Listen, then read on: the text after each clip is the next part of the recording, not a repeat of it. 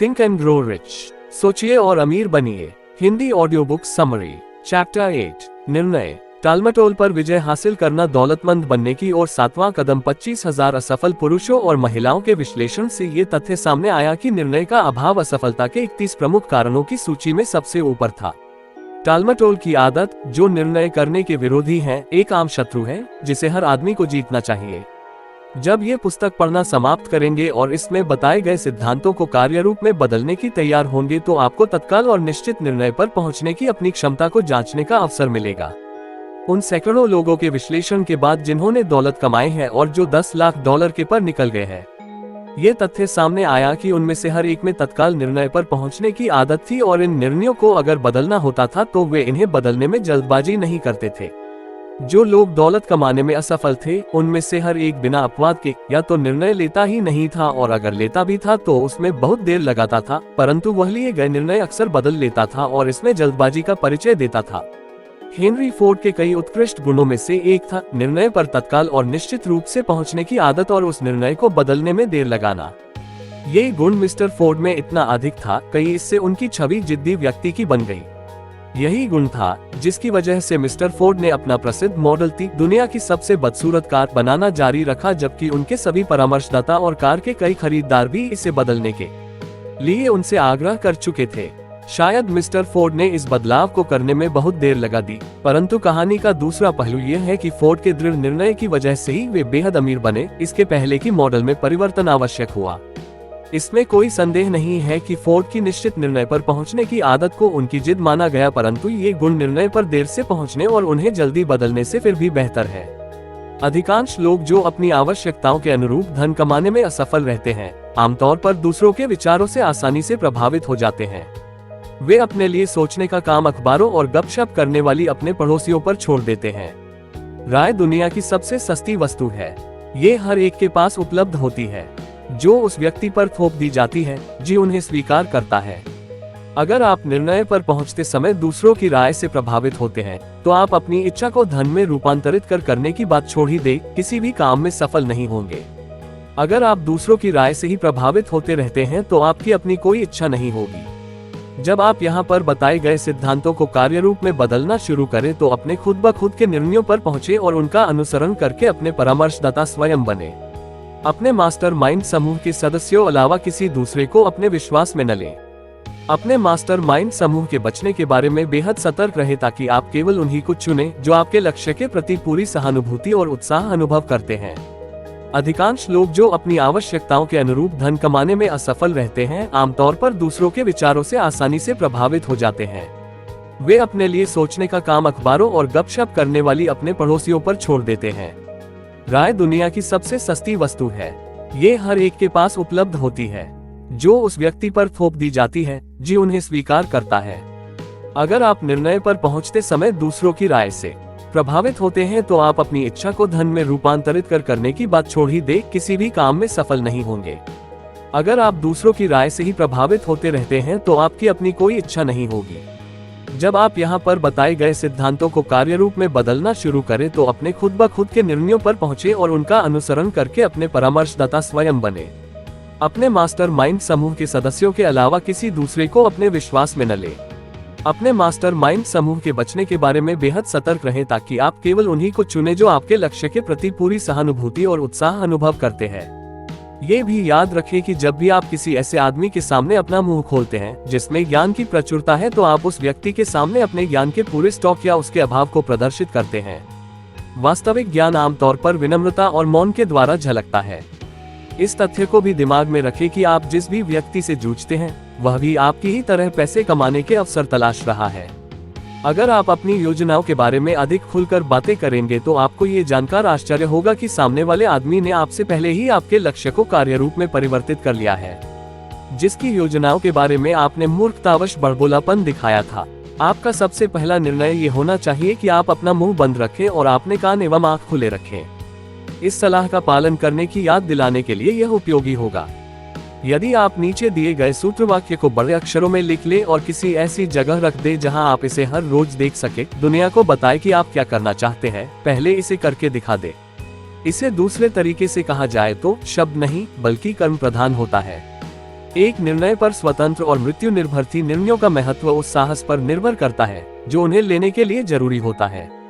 महान निर्णय जो आगे चलकर सभ्यता के आधार स्तंभ बने, बहुत जोखिम भरे निर्णय थे जिसमें मृत्यु का खतरा भी शामिल था। दासों को मुक्त करने का लिंको का प्रसिद्ध निर्णय, जिसने अमेरिका के अश्वेत लोगों को स्वतंत्रता दी, ये जानते बूझते लिया गया था कि इस काम के बाद हजारों दोस्त और राजनीतिक समर्थक उसके विरोधी बन जाएंगे। अपने व्यक्तिगत विश्वास के बारे में समझौता करने के बजाय जहर भरा प्याला पीने की सुकरात का निर्णय एक साहसिक निर्णय था। इससे उन्होंने समय के रूख को 1000 साल बाद की तरफ मोड़ दिया और उन लोगों के विचार और शब्दों की स्वतंत्रता का अधिकार दिलवाया जो तब पैदा भी नहीं हुए थे। जब जनरल रॉबर्ट ई ली यूनियन के साथ दोराहे पर आए और उन्होंने दक्षिण का समर्थन करने का निर्णय किया तो उनका निर्णय भी एक साहसिक निर्णय था, क्योंकि वे अच्छी तरह जानते थे कि बहुत से लोगों की मृत्यु होगी और इसमें उनकी जान भी जा सकती है। एक निर्णय पर स्वतंत्र और मृत्यु निर्भर थी। अब तक का सबसे महान निर्णय फिलाडेल्फिया में 4 जुलाई 1776 को लिया गया, जब 56 लोगों ने एक दस्तावेज पर अपने नाम लिखकर हस्ताक्षर किए और वे जानते थे कि इससे या तो सारे अमेरिकी लोग स्वतंत्र हो जाएंगे या फिर ये सभी 56 लोग फांसी के फंदों पर लटक जाएंगे। आपने इस प्रसिद्ध दस्तावेज के बारे में सुना होगा, परंतु आप शायद इससे व्यक्तिगत उपलब्धि का महान सबक सीखना भूल गए होंगे जो यह इतने सीधे ढंग से सिखाता है। हम सभी को उस महत्वपूर्ण निर्णय की तारीख याद है, परंतु हम में से बहुत कम लोगों को यह एहसास है कि यह निर्णय लेने में कितने साहस की जरूरत थी। हमें अपना इतिहास याद है क्योंकि यह हमें पढ़ाया जाता है। हमें तारीखें याद है, लड़ने वाले योद्धाओं के नाम याद है, हम वैली फोर्ज और यॉर्कटाउन याद है, हमें जॉर्ज वाशिंगटन और लॉर्ड कॉर्नवालिस याद है, परंतु हमें इन नामों, तिथियों और स्थानों के पीछे उस वास्तविक शक्तियों के बारे में बहुत कम पता है जिसने हमारी स्वतंत्रता सुनिश्चित की, और यह यॉर्कटाउन में वाशिंगटन की सेनाओं के पहुंचने से काफी पहले ही हो गया था। इसे ट्रेजेडी ही कहा जाना चाहिए कि इतिहास के लेखकों ने पूरी तरह से उस महान शक्ति का उल्लेख नहीं किया जिसने इस देश को जन्म दिया, इसे स्वतंत्रता दी और दुनिया के सभी देशों के सामने स्वतंत्रता के नए मानक स्थापित किए। मैं इसे ट्रेजेडी मानता हूं क्योंकि यही वह शक्ति है जिसका प्रयोग व्यक्ति जीवन में कठिनाइयों और बढ़ाव को पार करने में करता है और जीवन को मांगी गई कीमत चुकाने को विवश करता है। हम संक्षिप्त में उन घटनाओं की ओर देखें जिन्होंने इस शक्ति को जन्म दिया। कहानी बोस्टन में 5 मार्च 1770 की घटना से शुरू होती है। ब्रिटेन के सिपाही सड़कों पर गश्त लगा रहे थे और अपनी उपस्थिति में नागरिकों को खुलकर धमकी दे रहे थे। औपनिवेशिक लोग अपने बीच में मार्च कर रहे हैं। हथियारबंद सैनिकों से चिढ़ गए उन्होंने अपनी चिढ़ को खुलकर अभिव्यक्त करना शुरू किया और गश्त लगा रहे सैनिकों पर पत्थर और नारे बरसाए, जब तक कि उनके नायक ने यह आदेश नहीं दिया, संगीने तान लो, हमला बोल दो। युद्ध शुरू हो गया। इसमें कई लोग मारे गए और बहुत से लोग घायल हुए। इस घटना से इतना विद्वेष फैला कि प्रांतीय सभा, जिसमें प्रख्यात औपनिवेशिक लोग थे, ने निश्चित एक्शन लेने के उद्देश्य से एक मीटिंग बुलाई। उस सभा के 2 सदस्य जॉन हैनकॉक और सैमुअल एडेंस थे। वे साहस के साथ बोले और उन्होंने ये घोषणा की कि बोस्टन से सभी ब्रिटिश सैनिकों को बाहर निकालने का प्रस्ताव पारित करना चाहिए। याद रखिए, इन 2 लोगों के दिमाग जो फैसला हुआ उसे उस स्वतंत्रता की शुरुआत कहा जा सकता है जिसका आज सभी मरीची नागरिक उपभोग कर रहे हैं। ये भी याद रखें कि इन 2 लोगों को यह निर्णय लेने के लिए बहुत आस्था और साहस की जरूरत थी क्योंकि यह एक खतरनाक फैसला था। सभा के खत्म होने से पहले सैमुअल एडेंस को नियुक्त किया गया कि वह प्रांत हचिंसन से मिलने जाए और ब्रिटिश टुकड़ियों की वापसी की मांग करे। उनका आग्रह मान लिया गया और टुकड़ियां बोस्टन से हट गई, परंतु यह अध्याय यही नहीं समाप्त हुआ। इसने एक ऐसी स्थिति उत्पन्न कर दी थी जिससे समूची मानव सभ्यता का इतिहास बदल गया। रिचर्ड हेनरी ली इस कहानी में एक महत्वपूर्ण तत्व इसलिए बने क्योंकि उनमें और सैमुअल एडेंस में अक्सर पत्राचार होता रहता था जिसमें वे अपने प्रांत के लोगों के कल्याण के बारे में आशा और डर को खुलकर बताते थे। इस आदत से एडेंस के मन में यह विचार आया कि 13 कॉलोनियों के बीच पत्रों के आपसी आदान प्रदान से उनके प्रयासों में समरूपता आ जाएगी जो समस्याओं को सुलझाने के संबंध में बहुत सहायक सिद्ध होगी। मार्च 1772 में बोस्टन में सैनिकों के साथ हुई झड़प के 2 साल बाद एडेंस ने इस विचार को सभा के सामने एक ने मोशन के रूप रखा कि कॉलोनी में कुछ संवाददाता नियुक्त किए जाए जिसका लक्ष्य हो ब्रिटिश अमेरिका की कॉलोनी की बेहतरी के लिए मैत्रीपूर्ण सहयोग को बढ़ा देना। यह उस संगठन की शुरुआत थी जिसकी वजह से आज हर अमेरिकी नागरिक स्वतंत्र है। मास्टरमाइंड पहले से ही संगठित था। इसमें एडेंस, ली और हैनकॉक थे। कमिटी ऑफ कोरेस्पोंडेंस को बनाया गया। बोस्टन के दंगे की तरह की घटनाओं के द्वारा कॉलोनी के नागरिक ब्रिटिश सैनिकों के खिलाफ असंगठित युद्ध लड़ रहे थे, परंतु उससे कोई फायदा नहीं हो रहा था। उनकी व्यक्तिगत शिकायतें किसी एक मास्टरमाइंड के नीचे तब तक लोगों के किसी भी समूह ने अपने दिल, दिमाग, आत्मा और शरीर को इकट्ठे एक निश्चित निर्णय में नहीं लगाया ताकि ब्रिटेन के साथ उनका झगड़ा हमेशा के लिए समाप्त हो जाए। इस दौरान ब्रिटेन भी हाथ पर हाथ धरे नहीं बैठा रहा। ब्रिटेन के लोग भी अपनी योजना बना रहे थे और अपनी तरफ से मास्टरमाइंड की तैयारी कर रहे थे और उनके साथ धन तथा संगठित सेना का समर्थन कर रहे थे। सिंहासन ने गेज को हचिंसन की जगह मैसाचुसेट्स के गवर्नर के पद पर नियुक्त किया। नए गवर्नर के पहले कामों में से एक था सैमुएल एडम्स के पास संदेश भेजना और उसका उद्देश्य ये था कि डर दिखाकर उसके विरोध को समाप्त कर दिया जाए। उस समय की स्थिति को अच्छी तरह से समझाने के लिए कर्नल फैंटन, वह संदेशवाहक जिसे गेज ने भेजा था, और एडम्स के बीच की चर्चा को यहाँ पर उद्धृत करना चाहूंगा। कर्नल फैंटन, मिस्टर एडम्स, मुझे गवर्नर गेज ने अधिकृत किया है ताकि मैं आपको आश्वस्त कर सकूं कि गवर्नर को ये शक्तियां प्रदान की गई हैं कि वे आपको ऐसे लाभ प्रदान कर सके जिनसे आप संतुष्ट हो जाए। रिश्वत देने का वादा करके एडम्स को अपनी तरफ मिलाने का प्रयास, इसके लिए सिर्फ एक शर्त है और यह कि आप सरकार के फैसलों का विरोध करना बंद कर दें। गवर्नर की आपको यही सलाह है कि आप सरकार को आगे कभी अप्रसन्न न करें।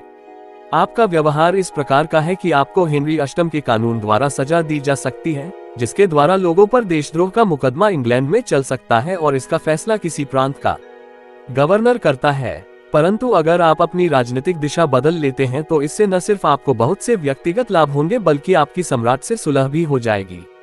सैमुएल एडम्स के दो निर्णयों में से एक चुनना था, या तो वह अपना विरोध करना बंद कर सकता था और व्यक्तिगत रिश्वत ले सकता था, या फिर वह विरोध जारी रख सकता था और फांसी पर चढ़ने का जोखिम ले सकता था।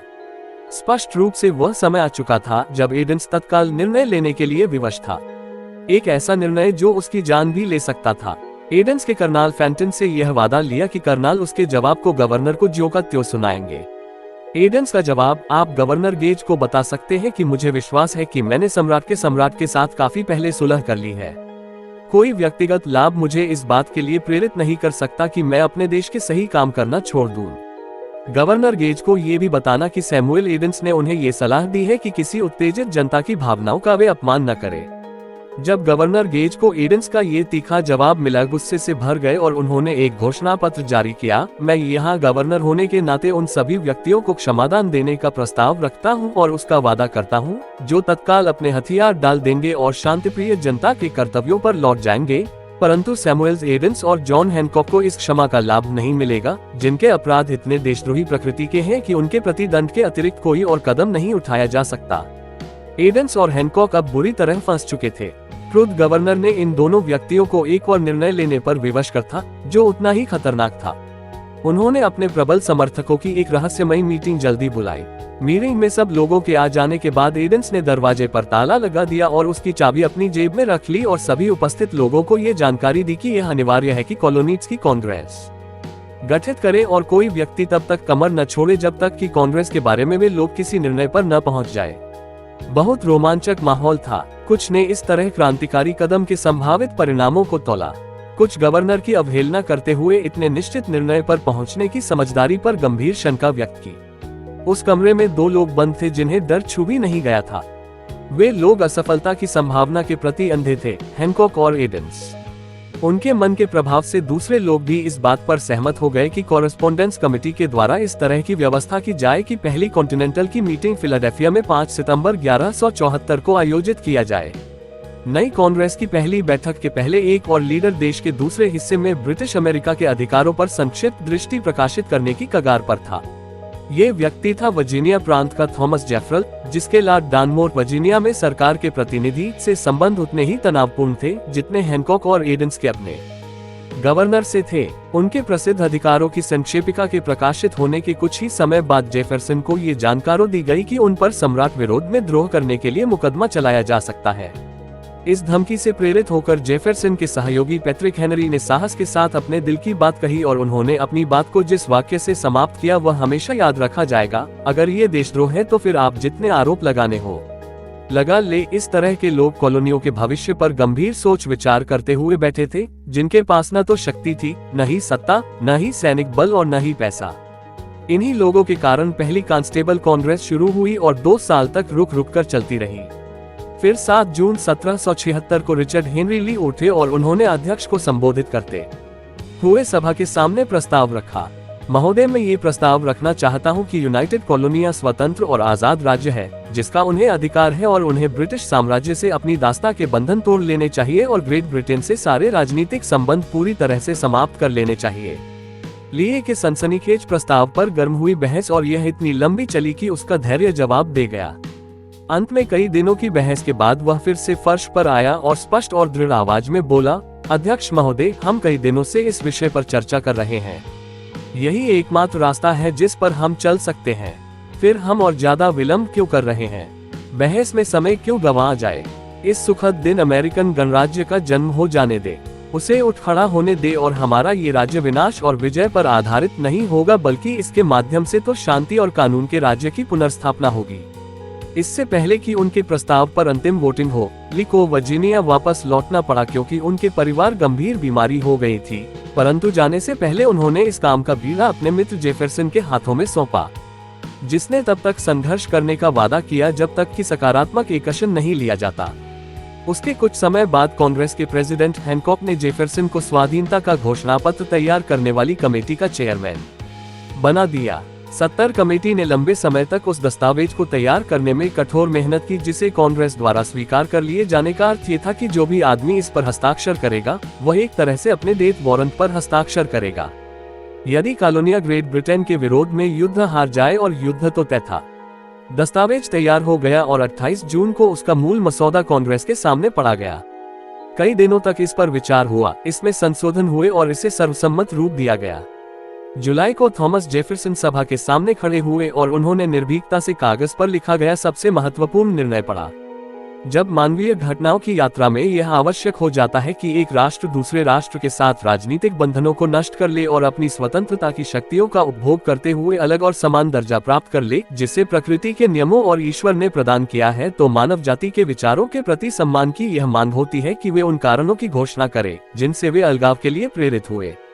जब जेफरसन ने पूरा घोषणा पत्र पढ़ा तो उस पर वोटिंग हुई, उसे स्वीकार किया गया और उस पर 56 लोगों ने हस्ताक्षर किए, जिनमें से हर एक ने उस पर अपना नाम लिखने के निर्णय के साथ ही अपनी जिंदगी को दांव पर लगा दिया। उस निर्णय से एक ऐसा राष्ट्र अस्तित्व में आया जिसने भविष्य में मानव जाति को हमेशा के लिए निर्णय लेने के अधिकार की सौगात दी।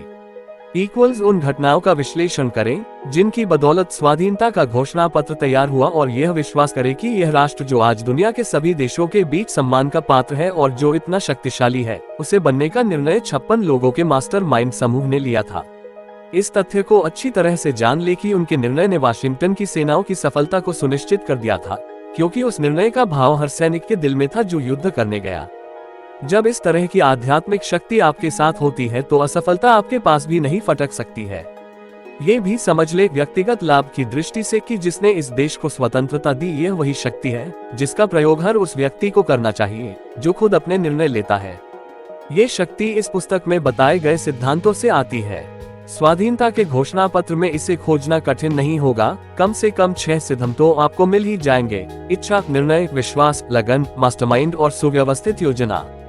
इस पूरी फिलॉसफी में ये सुझाव मिलेगा कि अगर प्रबल इच्छा को विचार का समर्थन मिले तो इसमें अपने आप को भौतिक रूप में बदलने की प्रवृत्ति होती है। आप इस तरीके का आदर्श उदाहरण इस कहानी में खोज सकते हैं, और यूनाइटेड स्टेट्स स्टील कॉर्पोरेशन के संगठन की कहानी भी इस बात का आदर्श उदाहरण है कि विचार किस तरह अद्भुत रूप से रूपांतरित होते हैं। इस तरीके के रहस्य की खोज में चमत्कार की तलाश न करें, क्योंकि आपको चमत्कार नहीं मिलेंगे। आपको केवल प्रकृति के शाश्वत नियम मिलेंगे। यहाँ नियम हर उस आदमी के लिए उपलब्ध है जिसमें इनका प्रयोग करने का विश्वास और साहस है। इनका प्रयोग देश की स्वतंत्रता प्राप्त करने के लिए भी किया जा सकता है और अमीर बनने के लिए भी। जो लोग तत्काल और निश्चित निर्णय पर पहुंचते हैं वे जानते हैं कि वे क्या चाहते हैं और आमतौर पर यह उन्हें मिल जाता है। जीवन के किसी भी क्षेत्र में लीडर्स तत्काल और दृढ़ता से निर्णय लेते हैं। यही वह सबसे प्रमुख कारण है कि वे लीडर्स होते हैं। दुनिया में उस व्यक्ति को जगह देने की आदत होती है जिसके शब्दों और कार्यों से पता चलता है कि वह जानता है कि वह कहां जा रहा है। अनन्य एक ऐसी आदत है जो बचपन में शुरू होती है। जब बच्चा ग्रेड स्कूल, स्कूल और कॉलेज में आगे बढ़ता है तो यह आदत धीरे धीरे स्थायी आदत बनती जाती है जिसमें लक्ष्य की कोई निश्चितता नहीं होती। अनन्य की आदत विद्यार्थियों के साथ उस व्यवसाय में भी जाती है जिसे वह चुनता है। अगर वह सचमुच कोई व्यवसाय चुने, आमतौर पर कॉलेज से निकलने के बाद विद्यार्थी सिर्फ नौकरी की तलाश करता है, चाहे उसे जो नौकरी मिले। वह मिलने वाली पहली नौकरी को करने लगता है क्योंकि उसे अनिर्णय की आदत पड़ गई है। 96% लोग आज ऐसे पदों पर सिर्फ तनख्वाह के लिए काम कर रहे हैं क्योंकि उनमें किसी निश्चित पद की योजना बनाने के लिए निश्चित निर्णय लेने की शक्ति का अभाव था और उनमें ये ज्ञान भी नहीं था कि नियोक्ता का चुनाव कैसे किया जाए। निश्चित निर्णय लेने में हमेशा साहस की आवश्यकता होती है, कई बार तो बहुत अधिक साहस की। 56 लोगों ने जब स्वाधीनता के घोषणा पत्र पर हस्ताक्षर किए तो उन्होंने अपने इस निर्णय पर अपने जीवन को दांव पर लगा दिया। जो व्यक्ति किसी पद को हासिल करने के लिए निश्चित निर्णय पर पहुंचता है और जीवन में अपनी सेवाओं को वही कैंट वसूल करता है जो वह चाहता है, वह अपने इस निर्णय पर अपने जीवन को तो दांव पर नहीं लगाता है। आर्थिक स्वतंत्रता, अमीरी, अपेक्षित बिजनेस और प्रोफेशनल पद उस व्यक्ति की पहुंच में नहीं है जो इन चीजों की आशा करने, इनकी योजना बनाने और इनकी मांग करने को नजरअंदाज करता है या इसे इनकार करता है। वह व्यक्ति निश्चित रूप से दौलत कमा सकता है जो उस तरह से अमीरी की इच्छा रखे जिस तरह सैमुअल एडम्स ने कॉलोनियों की स्वतंत्रता की इच्छा की थी। आधुनिक वक्त का सबसे बढ़िया उदाहरण फेडरल एक्सप्रेस फेडेक्स के फाउंडर फ्रेड स्मिथ हैं, जिन्होंने निर्णय लेने का साहस किया। जब वह येल विश्वविद्यालय से इकोनॉमिक्स की शिक्षा ग्रहण कर रहे थे तब उनके प्रोफेसर ने बताया कि निकट भविष्य में एयर फ्राइट ही एयरलाइंस का धन कमाने का मुख्य स्रोत होगा। इसके विपरीत स्मिथ ने परीक्षा में बिल्कुल उलट लिखा। उनका मानना था कि यात्रियों के लिए जो रूट है वह वस्तुएं ले जाने के लिए उचित नहीं है। उन्होंने पाया कि सामान अधिक होने के साथ उनका किराया कम नहीं होगा। एयर फ्राइट तभी फायदेमंद हो सकता है जब संपूर्ण रूप से एक नया सिस्टम बनाया जाए जो बड़े शहरों के साथ छोटे शहरों तक भी पहुंच बना सके और किराया पैकेज के हिसाब से हो न कि व्यक्तियों के लिए। प्रोफेसर को ये बात नागवार गुजरी और उन्होंने स्मिथ को बहुत कमेंट दिए। स्मिथ का सिद्धांत ये था कि सभी फ्लाइट एयरलाइन अधिकांशतः रात में उड़नी चाहिए जब सभी एयरपोर्ट में इतनी व्यस्तता न हो। तब वे अधिक प्राथमिकता वाले सामान को ले जाएंगे जिनके लिए डिलीवरी की रफ्तार किराया से अधिक जरूरी हो। ये सभी सामान एक जगह पर एकत्रित किए जाएंगे। उन्होंने अपना शहर मेम्फिस चुना जहां से कंप्यूटर द्वारा सारे सामान अलग अलग किए जाएंगे और उनके गंतव्य तक पहुंचने के लिए लोड किए जाएंगे। छोटे शहरों को सामान भेजने का तंत्र मजबूत करने के बाद ये जहाज संपूर्ण देश और फिर पूरे विश्व के लिए उड़ान भरने लगेंगे।